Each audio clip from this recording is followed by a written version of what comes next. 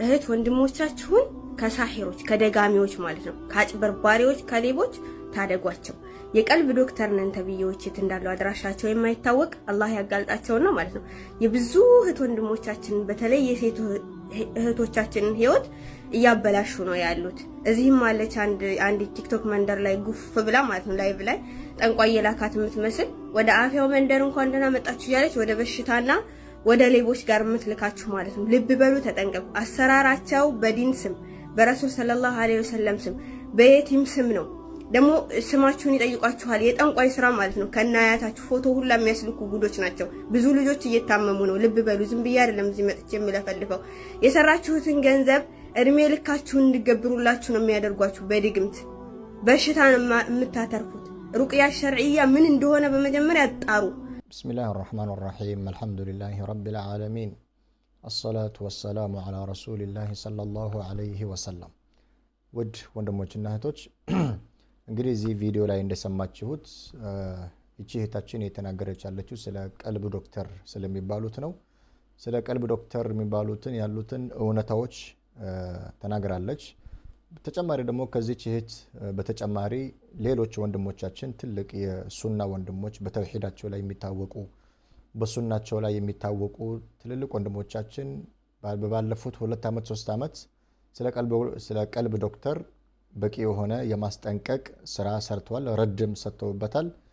እንግዲህ ዛሬ ደግሞ ኢንሻአላህ እኛም በተቻለ መጠን ስለነዚህ ቀልብ ዶክተር ስለሚባሉ ሰዎች ሰፋ ያለ ማስጠንቀቂያ ለመስራት አስበናል።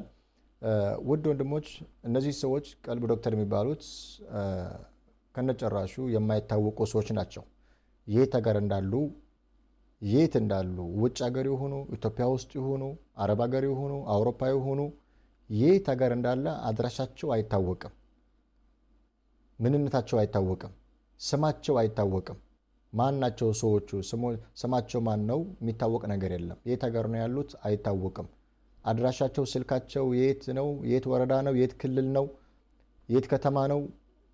አይታወቁም። ተደብቀው ግን በቴሌግራም ተደብቀው በፌስቡክ ተደብቀው ለብዙ ዓመታት የብዙ እህቶቻችንን እንደሰማችሁት የብዙ እህቶቻችንን ህይወት ያበላሹ በል እንደውም የብዙ ሰዎችን ዲንና አቂዳ የሚያበላሽ ስራ ሲሰሩ ከርመዋል ቆይተዋል።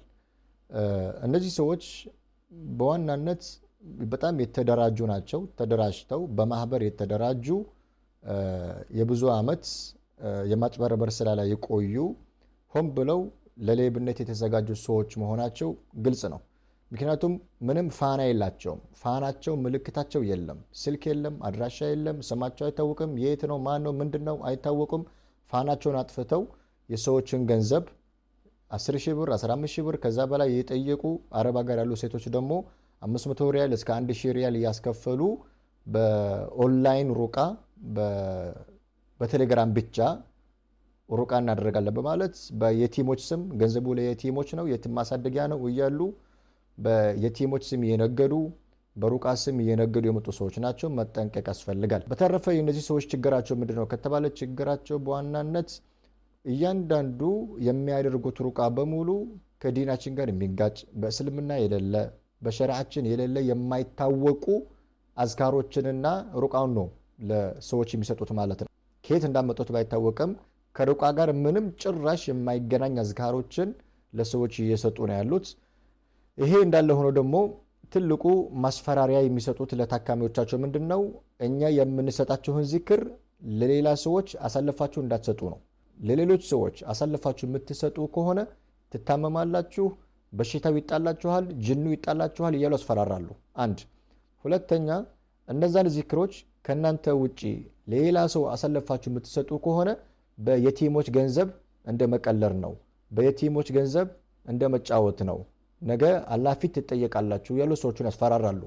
በተረፈ በእነዚህ ሰዎች የቴሌግራም ግሩፕ ውስጥ ብትገቡ ወይ ፌስቡክ ላይ የሚለቁትን ፌስቡክ ላይ ቴሌግራም ላይ ቲክቶክ ላይ የሚለቁትን ቪዲዮዎች ብታዩ አንድ ጤነኛ ሰው የለም።